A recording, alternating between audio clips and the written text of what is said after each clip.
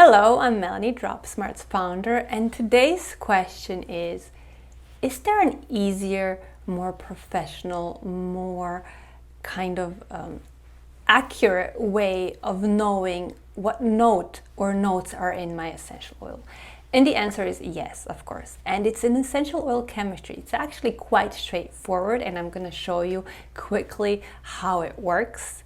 And to make it simple, I'm going to take essential oils that we all know. So I'm here showing you bitter orange, neroli, and petite grain. And it's very fun because they all come from the same plant. It's just that different plant parts are distilled, and that you can see right here. So it's another beautiful benefit of DropSmart tool that is comparison. You can compare everything about these oils, but today I'm focusing on the note, because if you take a look at some books, or actually you'll see that more often when you go and buy and purchase essential oils, that the note of the oil is often different depending on the person who is or the company that is selling the oil. So how do I really know what's going on with my essential oil and what the note is, or have some idea? And why is this very important and very useful for you to demystify and kind of master this? It's because when we're blending with essential oils, we want to have a holistic blend. We want to have a balanced blend. We want all three notes in there if possible.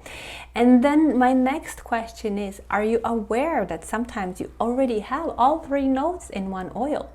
And if you are, you will know how to balance it better. What note is missing? Or do I even want to mess with this oil that has such a beautiful balance of all three notes?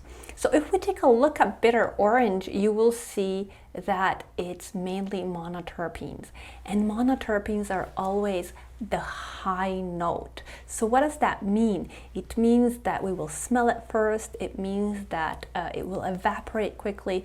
So the notes are actually connected to how quickly something will evaporate. So every time you see an oil with a lot of orange in DropSmart, you can already assume that it has a high note, or that major part of it has a high note. So there's a quick tip for you. So anywhere where you're missing high notes, like ylang ylang, you want to add something that has a lot of monoterpenes. It can be orange, it could be lemon, or it could be, for example, something very different like a pine. Often pines have high notes as well. So the next one in line, we have neroli. And if you don't know this for some reason, neroli is actually distilled from the flower of bitter orange. It has a divine smell and it's quite expensive. And you can see here by the chemistry that it's already such a beautiful blend, and that's perhaps why we reach out for it when we want to create or use it as something that smells divine. And it already has all three notes. So this is very good to know when you're adding stuff to neroli. Not only is it expensive, so you might be diluting this beautiful smell, what is really necessary to really bring out the best of it?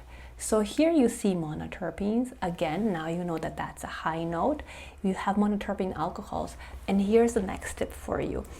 Monoterpene alcohols have a middle note. So if you take a look at rose, it also has that. If you take a look at geranium, it has a lot of monoterpene alcohols. So here you go, that's another tip. And then we have monoterpene esters, and depending on the size of the molecule, it can go anywhere from between middle to low note. So perhaps with neroli you want to add something with a little bit more of low note, and I can see that just from the picture, just from the colors. So if this is speaking to you, you can go to DropSmart and take a look for yourself. We also offer more videos on this topic. in the Drop Smart Center. And let me just conclude with Petite Grain. So Petite Grain has even lower notes. You can see it has similar chemistry as a neroli, just different ratio. And I also talk about this when I give you tips and tricks on Drop Smart Center. So you can get more info on that. But you can see right away that perhaps to Petite Grain, I want to add a bit of this bitter orange because it is too heavy. And now you know why. It's because it has very little monoterpenes, and we want to have those high notes. They're very inviting. We want to start with them pretty much with anything that we are blending for smell. My intention with this short video was to kind of reveal a little bit the magic of essential oil chemistry and how far can we actually take this knowledge and how beneficial this can be not only for your client and for your blending and formulating. It can simplify it, it can make it faster, it can make it more professional, but it brings you much more confidence, creativities, and ideas on how to approach your essential oils. Also, it makes you more sustainable because you know that you really don't need to add anything to neroli.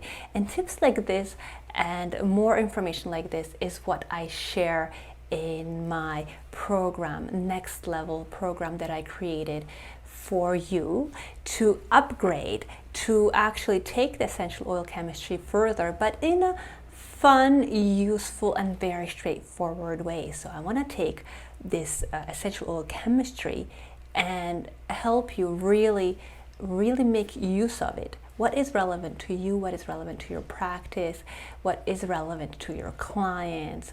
So I encourage you to click on the link below and actually join me on this beautiful aromatic journey ahead of us. I prepared tons of downloadables for you. It is at your own pace, and we have a wonderful community sharing questions and answers, and straightforward videos where you can watch them as many times as you want. So I really hope to see you there. Go ahead now and click on the link, and I'll see you on the other side. Thank you for watching.